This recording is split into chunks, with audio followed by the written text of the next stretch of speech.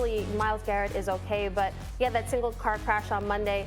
Andrew Berry, the GM, released a statement that said he has a variety of injuries, a shoulder strain, bicep strain, bumps and bruises, but no broken bones. As of right now, it's unclear what his status for Sunday's game in Atlanta will be.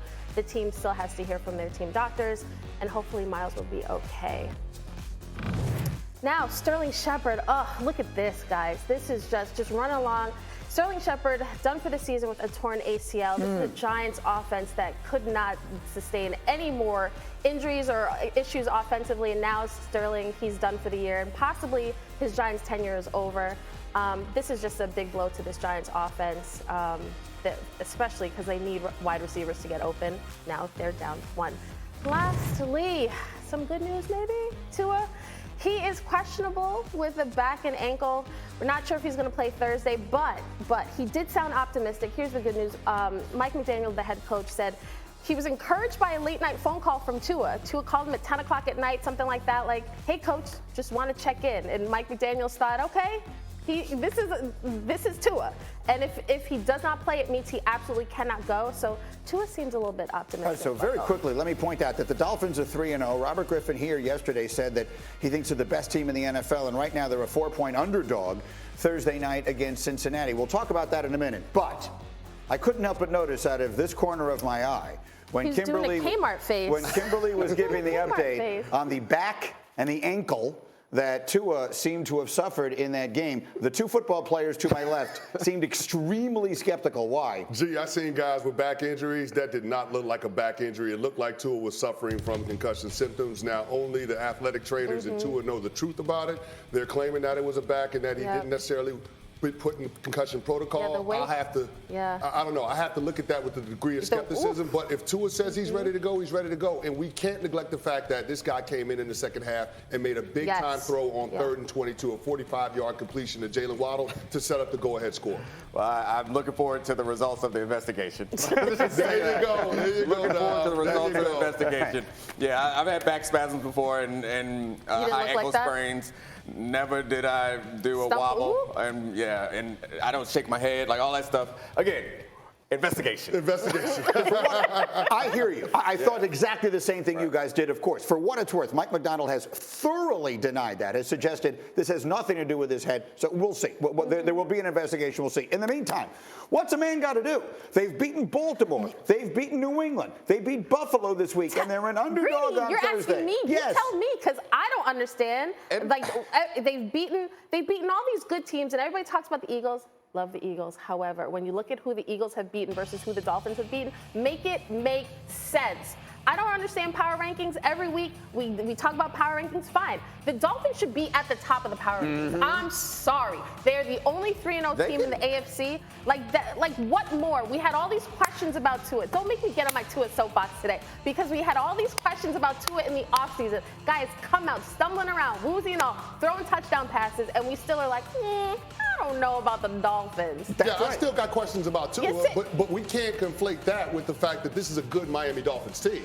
Like, this is a really good team. It's an opportunistic What defense. questions do you have about Tua? Yeah, well, first of all, can he stay healthy? I mean, that scene right before halftime is concerning, right? All right, so there's that part of it, but then there's also the piece when we start talking about, can he compete? Can he win head-to-head against the upper echelon quarterbacks in the NFL? And the Bills. He did. Listen, Kmart, I understand that, but you're saying that he beat those teams. I'm just simply saying it's a team effort. I don't know if we can assign wins to just the quarterback under those situations. I'm done. Hold on. How did they get their first touchdown, Kmart? How did they get Kmart, how did the Bills get their first touchdown? After Javon Holland forced the Dolphins, after Javon Holland forced the fumble against Josh Allen. Here's the thing. That's all I'm saying. It's a team you got me effort. clapping like I'm in church. Here's the problem. Because Jalen Hurts gets praised, as he should, but what did the Eagles do? They went out and loaded up this roster for their quarterback, and he's taken advantage of it. Tua has a loaded roster, and he's taken advantage of it. He's the one making these passes. He's escaping pressure. He's the guy making these plays. Why can't we just give Tua his due? I don't understand it. Let's do it right now, because I was watching in the break that you were showing some tape, outstanding tape of Tua. Outstanding. That's your word, Dolphins. Let's take a look at the outstanding stuff Tua is doing. In every game, he's made really impressive passes in tough situations. So the first game they had this season, this is 4th and 7. This pass is incredible. He looks off the defense, hits him in stride. The accuracy is so important. Waddle's not scoring a touchdown right there, 4th and 7. This one, escape the pressure to the left. This is a game-winning touchdown. Throws it over the waiting linebacker, and Tyreek's doubled on the side. This one, cover 2, 3rd and 22. Looks off the left safety and drops this just over the right safety. Nails it on 3rd and 22. So yes, he's able to do Mahomesian things in every game once in a while. The thing is, he can't do it for the course of an entire game, but who the hell can? The point is, he is a very, very high-end game manager. I think the ceiling for Tua is something like Dak Prescott, which is a great quarterback to have. If you're looking for him to be Josh Allen, stop it. If that's what, if those are the questions that you have, is like, when is he going to be able to put the team on the back and throw for 60 or throw the ball 60 times in a game and they win? He's never going to be that. He's never going to be Patrick Mahomes, but he is an excellent quarterback, and he's showing the potential to make this team a championship contender. No, I'm with you. I think he's a good game manager, and he showed me a lot on Sunday with his physical toughness. I think that's the biggest thing that he showed me and the biggest takeaway that I had. But we got to understand, this is a good Miami Dolphins team. Yeah. We're talking about Tua having that hit against Matt Milano. That was one of the few times he had actually gotten touched all game. Only 1 sack, 3 quarterback contacts. That offensive line is doing its job. The skill position players are doing their job. The defense is doing their job. I just don't want people to gloss over the fact that this is a really good team. Nobody's glossing over that. The question coming in this season wasn't, are they a really good team? The questions were about Tua. So we're trying to answer those questions. He's a franchise quarterback. And the point is, name a great quarterback who's not on a good team. You're saying it as if Josh Allen's team's not good, as if Mahomes' team is not good, as if Brady's team is not good, as if Hurts' team is not good. All these quarterbacks. The Baltimore Ravens. Yeah, they're pretty good too. I saw them up close and personal. They got some problems, but they get masked by Lamar Jackson and how good he is. I just did that game against the Patriots. Look,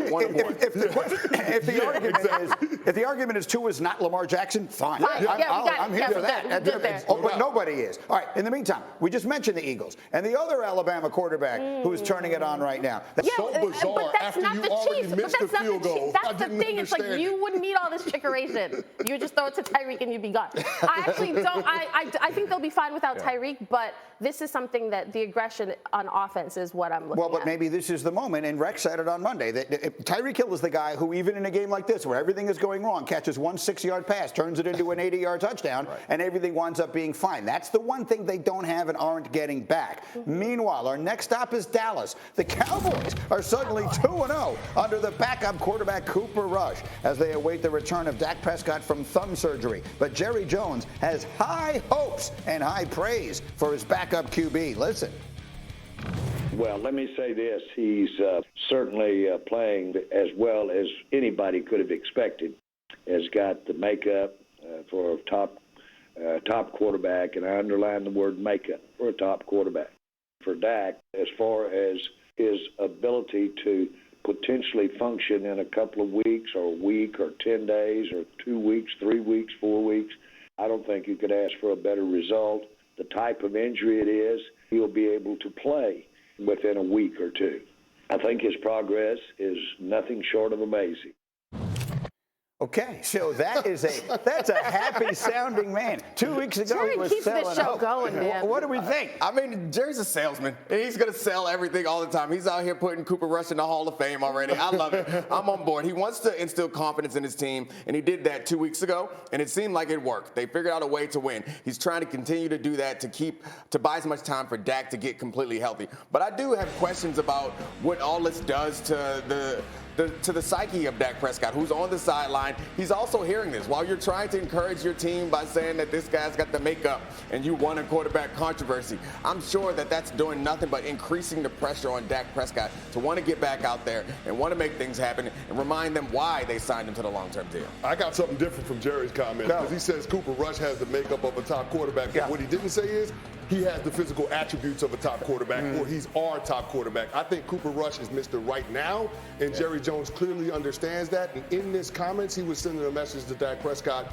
you're still our guy, but right now we need you to get healthy. And Cooper Rush is affording us the opportunity to be patient with you because we're winning games. And so as long as the Cowboys are winning games, I think Cooper Rush should be the guy until Dak Prescott is 100% healthy. I think that's what Jerry is laying the ground.